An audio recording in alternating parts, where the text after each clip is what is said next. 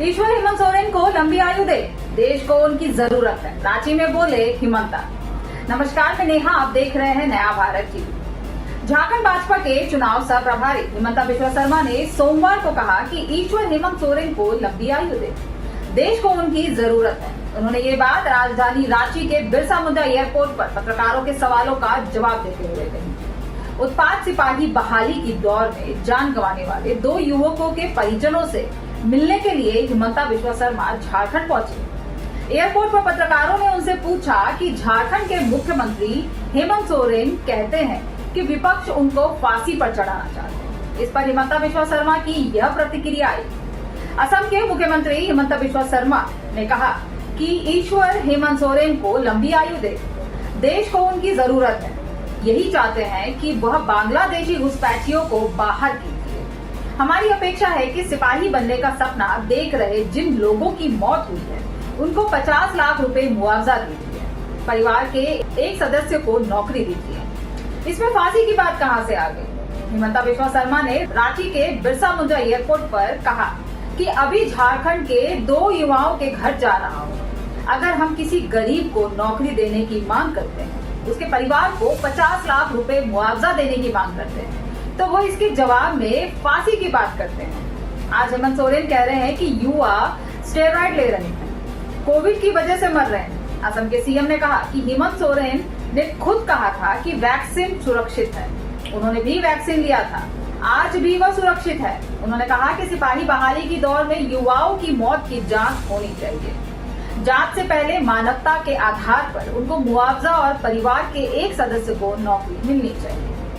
हम यही मांग कर रहे हैं, इसके लिए वे हमें अपमानित क्यों कर रहे हैं? भाजपा नेता ने कहा कि मैं असम के युवाओं के लिए झारखंड में नौकरी नहीं मांग रहा। झारखंड के युवा यहाँ के बेटा बेटी, हम उनको नौकरी देने के लिए आपसे अपील कर रहे हैं। इसके लिए आप उन्हें गालियां क्यों दे रहे हैं? 10 किलोमीटर की दौड़ आप करा रहे हैं, ना उनके लिए दूध की व्यवस्था की, ना कुछ खाने के लिए दिया, यहाँ तक कि डॉक्टर का भी इंतजाम नहीं किया। भाजपा नेता ने कहा कि अगर बांग्लादेशी घुसपैठिए नहीं है तो इस सरकार को बताना चाहिए कि ये लोग कौन हैं। 10 साल पहले पाकुड़ में हिंदू विधायक हुआ करते थे। आज स्थिति क्या है? ये लोग कहां से आए? पाकुड़ के उपायुक्त को ये बताना होगा। झारखंड भाजपा के यह सह प्रभारी ने कहा कि पाकुड़ के उपायुक्त ने झारखंड हाई कोर्ट में अभी जो हल्फनामा दिया है वही डीसी इसके उल्टे हल्फनामा देंगे। उन्होंने कहा कि झारखंड में जब हमारी सरकार बनेगी तो यही डीसी इस हल्फनामा के उलट हल्फनामा देंगे। अभी मुख्यमंत्री ने जो उनसे कहा है वही उन्होंने अपने हल्फनामा में लिखा है। पहला बात यही है कि ये वैक्सीन सुरक्षित है। ये ट्वीट किसने किया था? वैक्सीन लेने के लिए लोगों को आह्वान किसने किया? हेमंत सोरेन जी ने ही किया था। हम लोग सब ने वैक्सीन लिया, हम लोगों का तो कुछ नहीं हुआ है।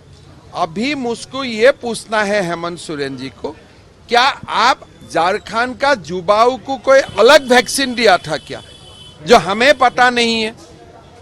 अभी आप बताइए, आप कौन सा वैक्सीन लिया था? आप जो लिया था वही झारखंड का युवाओं को वही वैक्सीन दिया था कि आपने कुछ अलग वैक्सीन उनको दिया था? ये तो एक इंक्वायरी का मामला बन गया। वो कह रहे भाजपा मौत में राजनीति कर रही है। नहीं, हमें कौन सा मौत में राजनीति कर रहा हूँ? बता रहा हूँ भाई, एक नौकरी दे दीजिए घर में, इसको राजनीति बोलते हैं? इसका क्या राजनीति है? जिसका घर में बच्चा गुजारा है उनका पिता माता को मालूम पड़ेगा ये राजनीति है क्या, ये क्या है? एक खाली नौकरी दे दीजिए। झारखंड सरकार में इतना काम आप नहीं कर सकते हो। आपका वो बेटा और बेटी है। आप तो हमेशा बोल रहे कोई व्यक्ति जेल गया आप रोते हैं, जेल जाने में आप रोते हैं, लेकिन जिसका गुजर गया बेटा उनका पिता माता कितना रो रहा है? उनका पिता माता, क्या झारखंड में रोने का भी 2 स्टैंडर्ड है क्या? जिसका बेटा गुजर गया उनका पिता माता का रोने का कोई दाम नहीं है।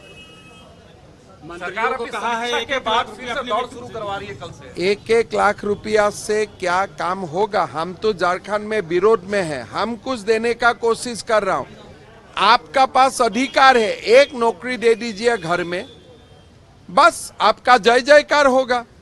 कल से सर, फिर से आपने दौड़ बोला था कि हो रही है। 15 देखिए दौड़ना है ठीक है, लेकिन मेरा निवेदन है मेडिकल चेक कीजिए, लड़का लड़की जो भी दौड़ने आएगा 1 गिलास दूध पिलाइए, 1 फ्रूट पिलाइए, और तुरंत अगर किसी का ऐसा घटना होते हैं तुरंत उनको डॉक्टर का इलाज मिलना चाहिए। बाकी तो दौड़ में तो हमारा कोई आपत्ति नहीं है, हम भी बोल रहा हूँ भाई रिक्रूटमेंट होना चाहिए, लेकिन झारखंड सरकार जब इतना बड़ा मीटिंग कर रहा है, जर्मन हैंगर में आप रुपया खर्चा कर ही रहा है, तो 1 गिलास दूध का आप दूध नहीं दे सकता है।